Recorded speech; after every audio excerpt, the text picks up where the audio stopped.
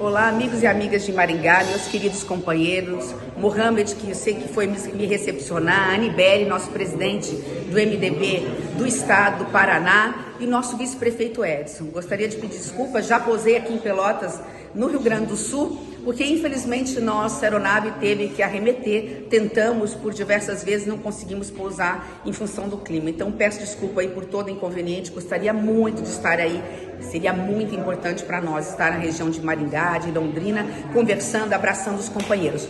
Mas não vai faltar oportunidade, vamos em frente, muito obrigada pelo carinho de vocês e até breve.